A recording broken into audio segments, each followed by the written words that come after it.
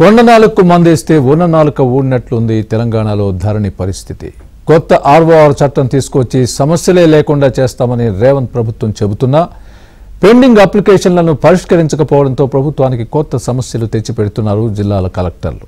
ప్రభుత్వం కొత్తగా తీసుకువస్తామంటున్న భూమాత పోర్టల్ సంగతి దేవుడెరుగు. ఇప్పుడున్న ధరణిలో పెండింగ్ అప్లికేషన్లను పరిష్కరిస్తే చాలంటున్నారు దరఖాస్తుదారులు.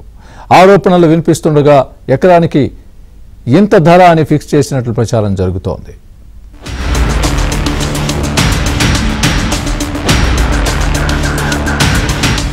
తెలంగాణలో ధరణి స్థానంలో భూమాత పోర్టల్ను తీసుకువచ్చి అవినీతికి ఆస్కారం లేకుండా సులభంగా భూ సమస్యలకు పరిష్కారం చూపేందుకు ప్రభుత్వం చేస్తున్న ప్రయత్నాలు నీరుగారుతున్నాయి.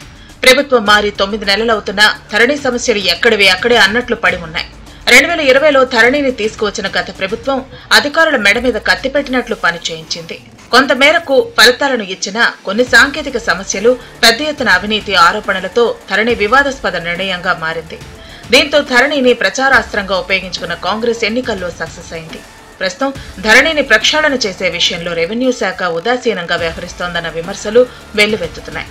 ధరణి దరఖాస్తుల పరిష్కారానికి కొందరు అధికారులు కాస్ట్లీగా మార్చేశారనే ఆరోపణలు వినిపిస్తుండగా ఎకరానికి ఇంత ధర అని ఫిక్స్ చేసినట్లు ప్రచారం జరుగుతోంది. రంగారెడ్డి జిల్లాలో ఒక రైతుకు సంబంధించిన 14 గుంటల భూమిని నిషేధిత జాబితా నుంచి తొలగించడానికి జిల్లా అడిషనల్ కలెక్టర్ భూపాల్ రెడ్డి 8 లక్షల లంచం డిమాండ్ చేయటం, లంచం తీసుకుంటూ ఏసీబీకి చిక్కటం సంచలనంగా మారింది. రెవెన్యూ అధికారులకు అవినీతికి ఇది నిదర్శనంగా మారింది. ధరణి అప్లికేషన్లను కొందరు అధికారులు ఉద్దేశపూర్వకంగానే పెండింగ్ లో పెడుతున్నారన్న చర్చ జరుగుతోంది. ఒక రంగారెడ్డి జిల్లా అడిషనల్ కలెక్టర్ పేషీలోనే 7,000కు పైగా అప్లికేషన్లు పెండింగ్ లో ఉన్నాయి. తహసీల్దార్లు, ఆర్టీఓలు రికమెండ్ చేసి అప్రూవ్ చేసినప్పటికీ అడిషనల్ కలెక్టర్లు వాటిని పరిష్కరించకుండా పెండింగ్ లో పెడుతున్నట్లు ఆరోపణలు వినిపిస్తున్నాయి.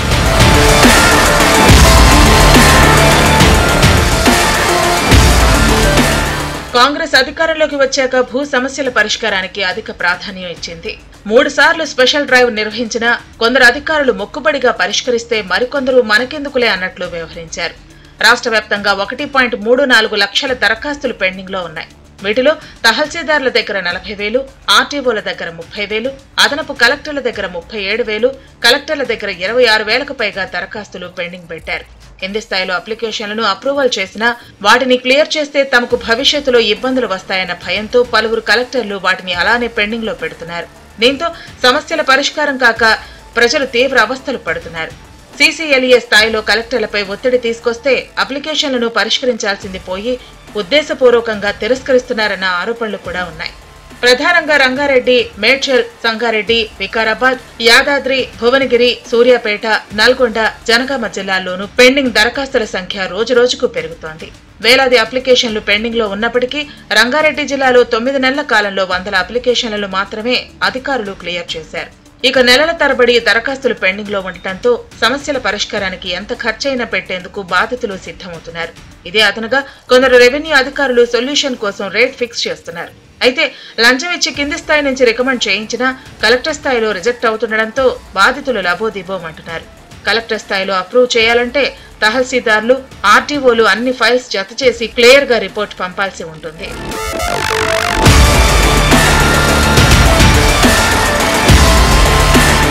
ఇక తెలంగాణ వ్యాప్తంగా కలెక్టర్లు, అదనపు కలెక్టర్ల వద్ద భారీగా ధరణి దరఖాస్తులు పెండింగ్ లో ఉన్నాయి. రంగారెడ్డి జిల్లా కలెక్టర్ వద్ద 3,930, మెదక్ కలెక్టర్ దగ్గర 2,758, నాగర్ కర్నూలు కలెక్టర్ వద్ద 2,425, ఖమ్మం కలెక్టర్ దగ్గర 1,612, నల్గొండ జిల్లా కలెక్టర్ దగ్గర 1,207 అప్లికేషన్లు పెండింగ్ లో ఉండిపోయాయి. మరోవైపు రంగారెడ్డి జిల్లా అదనపు కలెక్టర్ వద్ద 7,175 అప్లికేషన్లు, సంగారెడ్డి అదనపు కలెక్టర్ వద్ద 2,700, మంచిర్యాల అడిషనల్ కలెక్టర్ దగ్గర 2,118 దరఖాస్తులు, నల్గొండ అదనపు కలెక్టర్ వద్ద 1,875, యాదాద్రి భువనగిరి అదనపు కలెక్టర్ వద్ద 1,838 దరఖాస్తులు ఇంకా వారి టేబుల్ పైనే ఉన్నాయి. అయితే కలెక్టర్లు, అదనపు కలెక్టర్ల వద్ద ఉన్న దరఖాస్తులకు మోక్షం ఎప్పుడు కలుగుతుందోనని బాధితులు ఎదురు చూపులు చూస్తున్నారు. తెలంగాణలో కాంగ్రెస్ ప్రభుత్వం వచ్చాక పెద్ద ఎత్తున కలెక్టర్లను బదిలీ చేసింది. హైదరాబాద్ కు సమీపాన జిల్లాలు కావడంతో రంగారెడ్డి, మేడ్చల్, సంగారెడ్డి, వికారాబాద్, భువనగిరి, నల్గొండ లాంటి జిల్లాల్లో విలువైన వివాదాస్పద భూములు ఉన్నాయన్న కారణంగా ధరణి అప్లికేషన్లను పరిష్కరించాలంటే కొందరు కలెక్టర్లు జంకుతున్నారు. వాస్తవానికి దరఖాస్తులను నిర్ణీత గడువులోగా పరిష్కరించాల్సి ఉంటుంది. తహసీల్దార్ పరిధిలో 7 రోజులు, ఆర్టీఓకు 3 రోజులు, అదనపు కలెక్టర్ వద్ద 3 రోజులు, కలెక్టర్కు 7 రోజుల సమయం ఉంటుంది. ఈలోగా దరఖాస్తును వెంటనే పరిష్కరించాల్సి ఉంటుంది. సమస్యలు లేని భూముల పట్ల కూడా తమకెందుకులే అన్నట్లు వ్యవహరించడంతో ప్రభుత్వానికి చెడ్డ పేరు వస్తోంది. ధరణి విషయంలో ప్రభుత్వం త్వరగా మేల్కోవాల్సిన అవసరం ఉందని పలువురు అభిప్రాయం వ్యక్తం చేస్తున్నారు.